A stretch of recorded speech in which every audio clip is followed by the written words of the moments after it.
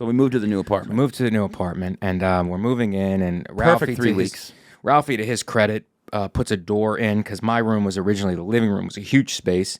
He puts a door in there, so we don't have much. It was like the old apartment in the fact that we don't have much of a living room, but we all have. But that's all right. You know, me and you hang out on the outside. Dude, we didn't really interact with. He was a good guy. Just banging fucking girls dressed like Comic-Con. No matter when it was. March, Comic-Con broads. Yeah. Fucking July, Comic-Con. Just everyone looked like a goblin queen. It was amazing. Yeah. And we left each other alone. We all respected each other's space. Yeah. Until the bed bugs came. So I'm laying in bed on a Monday night. I still had a day job Tuesday through Thursday at that point. I'm trying to go to sleep. Another great thing about Mike, he had every channel on cable. I went years of not being able to watch sports or anything. Right. Oh, my God. So I'm watching a documentary on Vince Lombardi, and I get a call from Michael Vecchione, who's in Atlantic City for less than 24 hours, working the Borgata, and he opens with this sentence. I'm not trying to get you excited or panicked, which means I'm going to get excited and fucking panic. I didn't know that part of your personality at that time. And then you learned it quick. And then he goes, I came here and I have bites on me. I'm like, well, no, they're a bunch, and I didn't get them here. And I'm like, okay. I didn't sleep for fucking 4 months. Right. 4 months. You can't. And I caused that. I caused that problem. No, I didn't. The bed bugs did. But I had to break the bad news. And we moved, and we made that move, and we walked right into a fucking trap. That's it. It was a trap. It was a real okey doke. Yeah. So I'm getting bit. I didn't know what it was. I thought my immune system had turned on me. Yeah. And I was getting these welts. Shingles? Yeah, it was breakfast, lunch, and dinner. I later found out through research, but I had big welts on me, and they were itchy and painful. And so then we started the process and it was a process. I figured it out. We did it 7 times. We did 7 times. 7 times, packing everything up, putting it in the laundromat, which there was one in our building, but I took it to the laundromat to do everything at one time. Put everything on high heat, washed everything, put it on high heat, moved everything to the center of the room. In bags. The landlord did get an exterminator. The exterminators came. We put everything back up. 3 nights later, I'd get bit again. Yes. So this just continued. And no one else got bit. You didn't get bit. Dude didn't get bit. I thought I might be immune to it. But then I've gotten bit subsequently later in life. Well, are you using that to try to just go, I'm superhuman? You're immortal. I'm superhuman. I don't get bit because of my Jewish, German, and 11.5% genetics. Yeah. If you had 50% chosen blood, right, they fucking stay away. The chosens. Yeah. So I think you're using that to leverage me, and I feel the power play that's happening on this podcast. Shannon, do you feel it? I do feel it. I do feel it also. A little offended. But Shannon, this became Godfather 2. I'm Hyman fucking Roth up in here. I'm not offended. I like what happened. I like the shift. And bitten, I just kept getting bitten. But you did not get bitten. Dude did not get bitten. My girlfriend at the time did not get bitten. They were singling me out. My girlfriend didn't get bitten. She didn't get bitten. I was the only one. I was getting singled out by the bed bugs. And that's why I'm paranoid today. And I have something against them. Do you have it? Do you take it personal, Mike? Yeah, I do take it personal because I was singled out. Now, as a result, I'm getting bit, but you guys are all put at risk.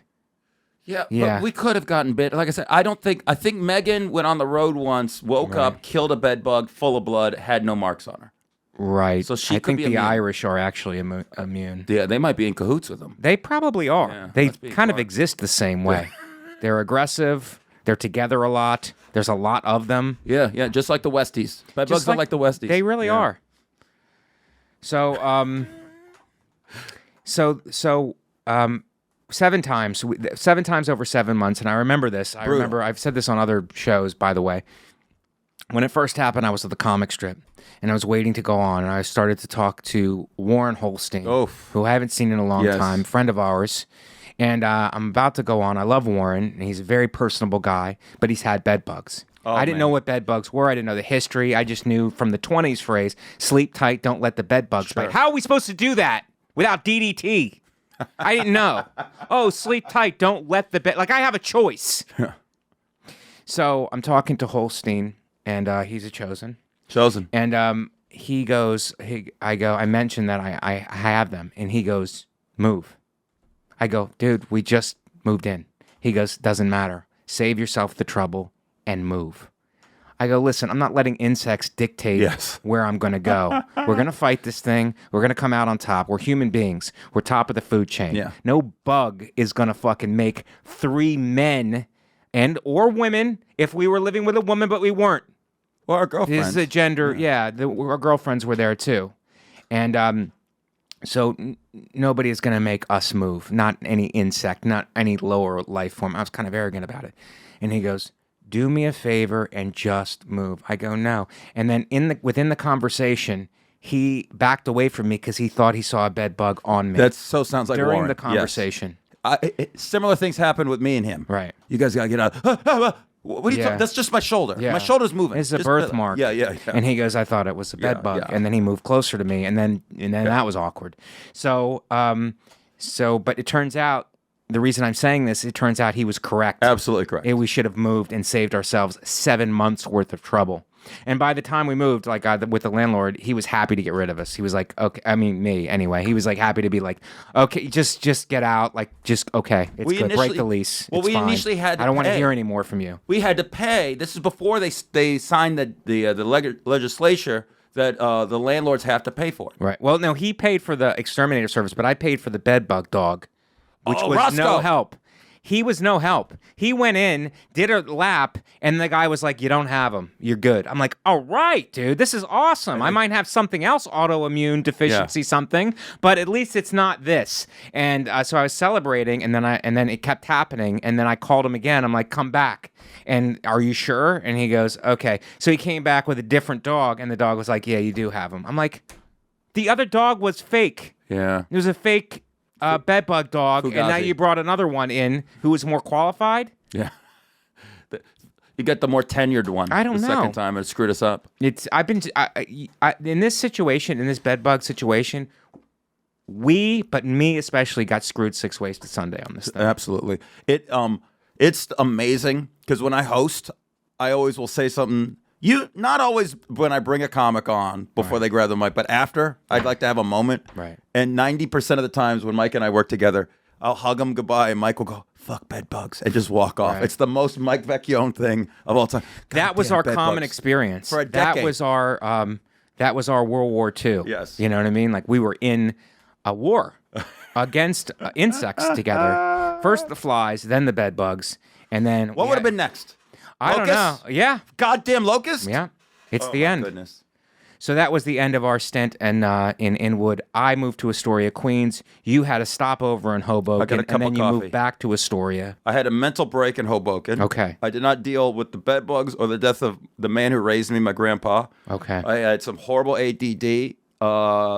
Everything suffered. My girlfriend at the time that had to go on kapoots, and I was going to be homeless. I knew I had to get out of where I was living, and I had to leave Tuesday. He found someone to replace me. Sunday night, I had nowhere to go. I was going to move in on a Friday night. I went and saw the apartment of a girl who worked as a server at the Laugh Lounge. I show up that night with a checkbook. I go, hey, I'm in. She goes, all right, let me think about it. I'm like, what the fuck is going on? Yeah. I need to move. I have a check. And then I luckily was doing a show at Stand Up New York, and I was talking to people. I had nowhere to go. And someone goes, hey, I'm moving. Why don't you move in with Greg and Anthony? Greg will love talking superheroes with you. So I move in with Greg Stone and Anthony DeVito. Happy accents, just like that. That's really great how things, you believe there's a divine order to things, how things just happen for a reason? Because I believe that. Amor And I fati. believe that. What did you just say? Amor fati, it's the love of fate. I was going to get that tattoo when I lived with you. Right. My girlfriend at the time hated it. And I think I said it once when we were on the rocks. And I think if you ever see her and say Amor fati, I think she might punch you. Amor Just be fati. honest. Yeah. Do you ever do that, though? Do you ever hold on to past resentments, and then when you know the relationship is over, you boomerang them at the person? Because I've had girlfriends do that to me. When it's over, they just take all the resentments that they had buried, that they were like, oh, this is no big deal, and they shoot them at me. It's like, oh, I had no idea that bugged you. Yeah. But it had. And they saved it until there was nothing left to salvage, And then they did it to hurt the other person. I've seen it where, at least with me, it's great that this is brought up on Mike Vecchione Investigates. Yeah, I'm investigating Yes. deep emotional Yes. issues. It's just not the surfacey of what bugs do to us, but it's the emotion beneath that. It's right there. And I hope a lot of you at home are appreciating this while you're folding clothes or doing laundry, and because we're gaining momentum on this podcast. Maybe they're Go ahead, spraying for James. bugs. I feel that when you're going out with someone that's going well, Yeah. it's all good. Right. You might do something bad, and then it's like, oh, whatever, I still like her. Right. And then there's a second one. Okay. Yeah. You end up building a case, and by the time it breaks, Right. then when you're yelling at each other, it's like, oh, do you remember in February of 2018 Right. when you said my mama, blah, blah, blah, blah, Right. and then you fucking did it. It's wild. You build a case, Right. you keep it under until it's time to prosecute. Like when it's all on the, Right. it's time to go, and then it's a prosecution. Your courtroom analogy is not lost on us. A lot of our fans have legal troubles, and it's not lost on them at home because they're fighting their workers' compensation cases. A lot of them are faking a disability, and so it's not lost on them. It's not lost on. Get back to work. You're saying they're gold bricking? Yeah, they you want an old term? Is They're that, gold is that bricking. Gold bricking. Gold bricking. They're gold bricking. I don't know what the fuck it means. But it really is like you become a court reporter. Yeah. You know what I mean? Where you read back in your mind what they did. And then the other person has no idea that you're a psychopath and you Right. remembered that shit. Right. Like normal people should be like, hey, that upset me. I'm not crazy about that. Yeah. And then you can actually deal with it in the moment in a civilized way. Right. But instead, you keep it in and you think you're being civilized and chill and keep the relationship going by not saying nothing. Don't sweat the small stuff. Right. But the small stuff Is what gets you. becomes goddamn nuclear bomb. Yeah. Yeah. Well, it turns into, like, it's proven, and there's medical history to this, where it's like the emotion, you jam it down, it becomes cholesterol. Yeah. It becomes high blood pressure. It becomes heart disease. So those of you thinking that, oh, don't sweat the small stuff, either let it go or voice it. Because if you push it down, it's going to manifest itself into lupus or something, a disease, you know? And you can take medical facts from this podcast. Are we a medical podcast? No, we're not. We don't suck ourselves off as a medical podcast. But there are medical aspects to this podcast that you could take to the bank or the hospital, wherever you have to go. Would you do a spin-off show?